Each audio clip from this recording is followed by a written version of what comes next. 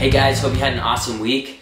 I just wanted to let you know that this Monday is going to be our last Ignite meeting before the semester break, because the following Monday is going to be the fuel party, and I figure we'll all be kind of distracted and we just wanted to have a fun time.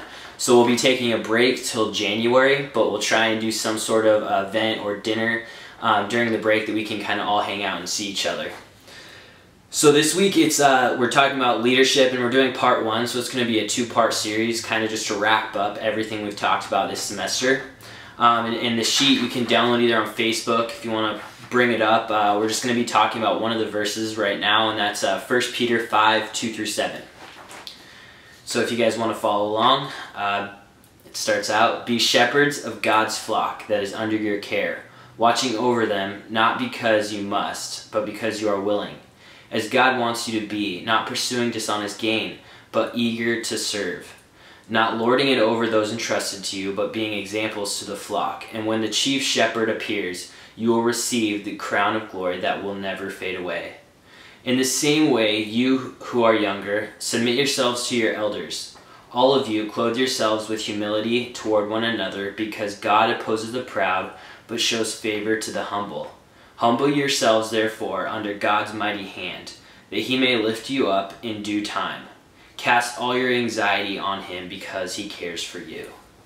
So this is a pretty cool verse, just because I think it really kind of talks to student leaders, just because the first part you have talking to like elders of a church, or church leadership, and the second part you have they're talking to like the younger people in the church. And so I think it's interesting because as student leaders, you guys really fit both parts of this verse, of the first and the second.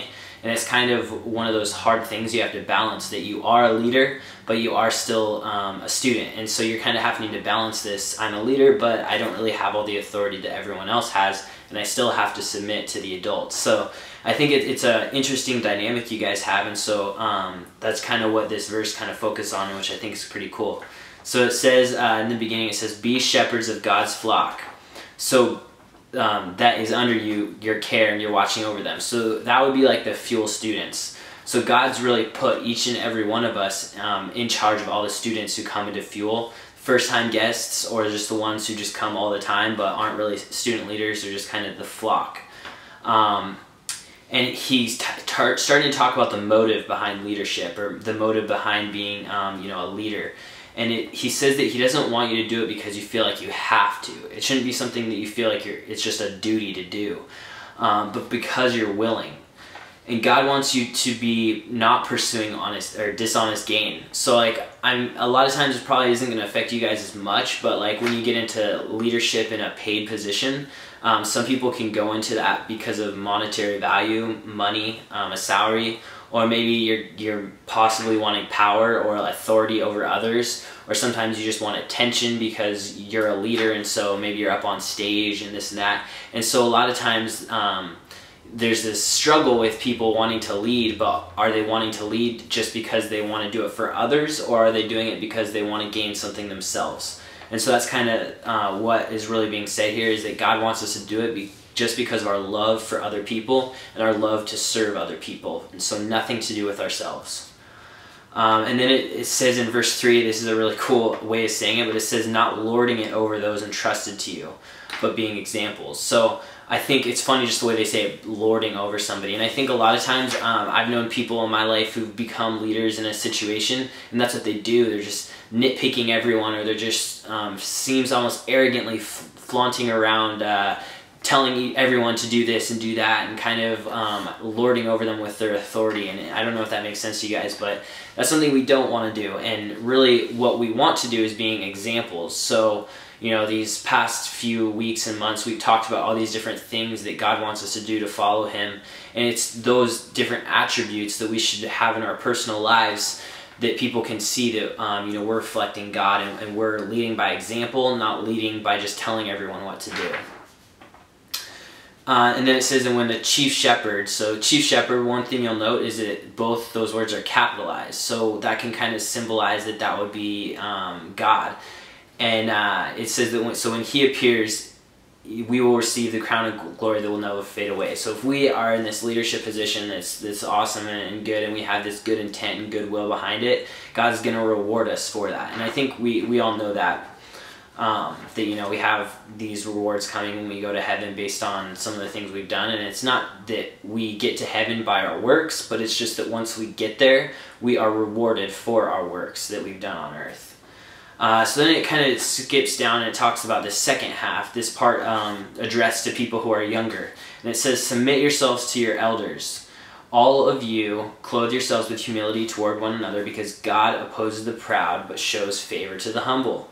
And I think this is something that is really hard sometimes, because as when you're younger, a lot of times, I know for me, sometimes I even still think that I know everything. And so when I have someone older coming and telling me to do something that I disagree with, or I think I know a better way, it's really hard sometimes for me to submit myself to them and just do that. And I know God's put me in times and positions where what I've had to learn is just that whole idea of being submissive to somebody even when I don't agree with them. And I think that's really hard to do, and it's something that takes a lot of patience, and sometimes you have to have friends there to support you and kind of help you through that situation.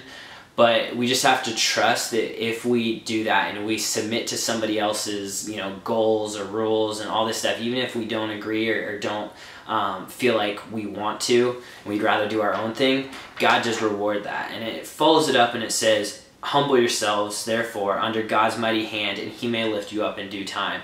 And one of the things we have to remember is not only are we humbling ourselves before God, but we're humbling ourselves before God, before who God puts in place. Or puts in charge over our lives. So when God puts a leader in a church or a volunteer that's an adult, he's really giving that person the authority, and the church is giving that person the authority, and we have to respect their reign. And there's a lot of people that are older than me, and I respect them, even if sometimes I don't agree with things that are being done. I just respect them because I know God's put them in place. So I trust that God is leading that person the right way. And this whole idea of humbling yourselves and then God lifts you up is kind of coming back to that whole servant mentality that God wants us to be servants of others. And when we really get down onto others' levels and we take ourselves where we have this authority, and instead of using it, instead of lording it over people, we humble ourselves and we become equals with that person we're trying to serve. And through that, just that attitude and that mentality coming from that place of serving others, God will lift you up, and he will, give you glory and all the things that you want, I guess, in a way. And then the last part, I think it's a cool thing, just because it talked about it, said in verse 7, it says, cast all your anxiety on him because he cares for you. So I think, I don't know about you guys, but I worry a lot. I have anxiety sometimes. And especially it revolved around sometimes leadership. I know sometimes you can be stage fright, or you can be afraid of what others are going to think of you. Maybe you feel like God's telling you to reach out to somebody, but you're just anxious about maybe what the other person's going to say or do to you. Or you feel like you're coming to Fuel and you have friends who are kind of, the bad crowd, and you want to blend in with them, but then at the same time you want to be honest and true about your relationship with God, but you're in this kind of like hard situation. And so it kind of just ends that line with submit your anxieties and all your worries to God. And I think the cool thing about that is, if you've ever done that in your life, he really does either not necessarily always take it away, but he provides you the strength to get through it, or he puts somebody in your life to help you along the way. And it's all about just being humble and just coming to a point of realizing that you want to be a leader, not just to be in charge and have this authority, but really to help others and to serve others and to make this place better for all of us, and just to witness to the message of God.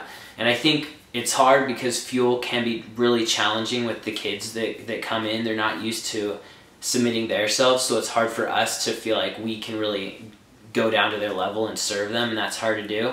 But I just challenge you guys in that to really think about your heart for why you're a leader, and if you feel like you have any selfish gain that you're trying to get out of leadership, just submit that to God and ask him to take that away. And oftentimes he'll just give us a new perspective over time. He'll change our attitudes and make it easier for us to serve in the way that he wants us to. So I'll have another video next week that'll be part 2 to this, kind of carrying on over this whole leadership topic. But I hope to see you guys tomorrow, and we'll have a good last talk. All right, talk to you later. Bye.